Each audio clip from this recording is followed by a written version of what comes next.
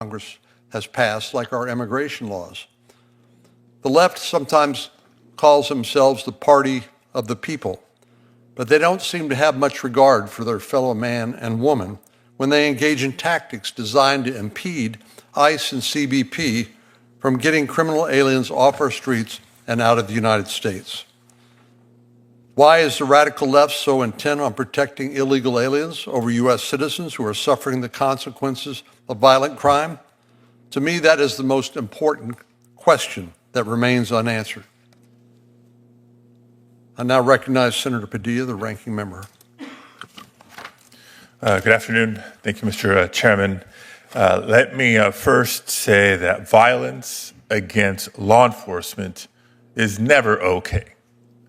And I speak for all my Democratic colleagues in the committee and the Senate for that matter in saying so. Violence against law enforcement is never okay. And I will continue to emphasize that as we have in the past. We will today and in the future, if for no other reason, because many of our colleagues on the other side of the aisle suggest and accuse Democrats of believing otherwise. But for today's hearing, let me begin with a very simple question. Why are we here? Are we here truly to conduct oversight and find ways to actually improve the situation and public safety in our communities? Or are we simply here to throw more fuel on the political fire? Today's hearing title tells us all we need to know. Quote, "The radical left's crusade against immigration enforcement." That doesn't exactly set the stage for a productive, serious conversation about how we both protect law enforcement officials and improve public safety. It's the title of the next exercise in Republican political theater. That's really what's happening here. So let me once again say that violence against law enforcement is never okay. But I refuse to sit back as this committee attempts to use or condone the use of law enforcement as a shield for abuses of power by this administration. If today's hearing was indeed a serious effort to protect our law enforcement, we would have government witnesses testifying before us today and fielding our questions as a committee. But that's not the case. If today's hearing was a serious effort, those government witnesses would be providing facts and data behind the numbers that the Department of Homeland Security so often cites to claim an increase in assaults on its officers and agents. But even after repeated requests, months and months of requests from my office and from others to the Department of Homeland Security to back up their claims of is it 500%? Is it 1,000%? Now we're even hearing claims of up to 8,000% increase in assaults or death threats. They've refused to provide them. Mr. Chairman, you're very well aware of this. You and I discussed this last week. And as far as I can tell, they've even refused your requests for data and statistics. Why am I insisting on this? Why am I making this point? Because that data is critical. Not only would it allow us to actually verify their claims, but that data would be critical to informing our policy response. So no, today's hearing is not a serious attempt to protect law enforcement. It's designed to fuel the propaganda machine and encourage even more brutal immigration enforcement operations. It's designed to cover up for the fact that after President Trump pledged to go after the worst of the worst, this we do know from DHS statistics. Over 70% of those currently detained in ICE custody have no criminal record.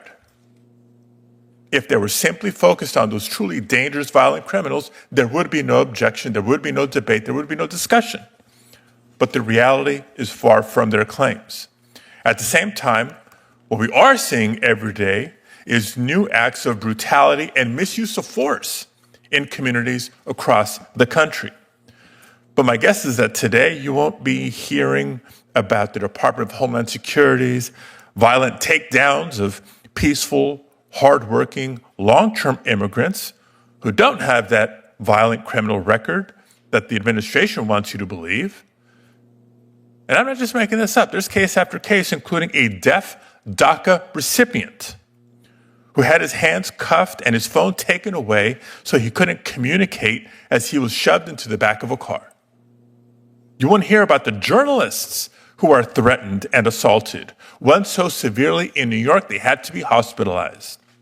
You won't hear about the clergy being shot in the head with a pepper ball or arrested for attempting to administer the sacrament of communion to the faithful at a detention facility.